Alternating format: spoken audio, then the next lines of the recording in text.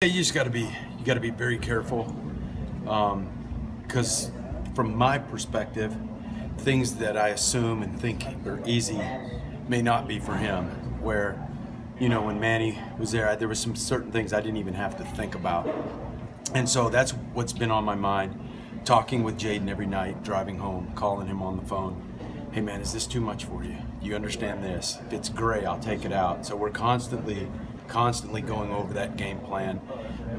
And then you got to be careful because kids, they don't want you to think that they don't know. You know what I mean? And so, like, you got to tell me the truth here. Like, there's nothing wrong with saying that this is a gray area play for me. And so having those conversations on a daily, nightly basis, I think are real important at this point.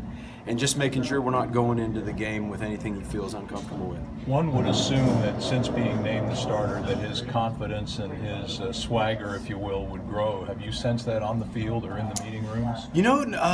Not really, and that's not a bad thing because he's just he's like that every day, and that's a testament to him. He doesn't have the emotional ups and downs, and I like that within a quarterback because that tells me that the media's perspective, the fans' perspective, the coach's perspective, that doesn't change him, and he's very comfortable with who he is and what he does, and so he doesn't have that roller coaster emotion up and down and worrying about the image, the swagger, all of that stuff.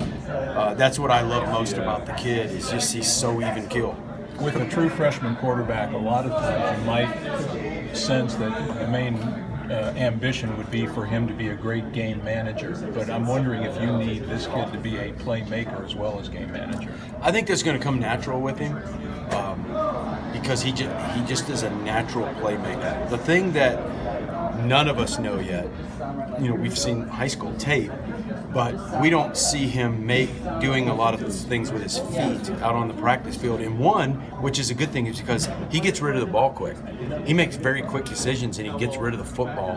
And you don't have to see the breakdown and what he does when it breaks down. And very much like Jared was when he was a freshman, and we knew kind of right off the bat that he was a good quarterback, he doesn't really feel and see the rush.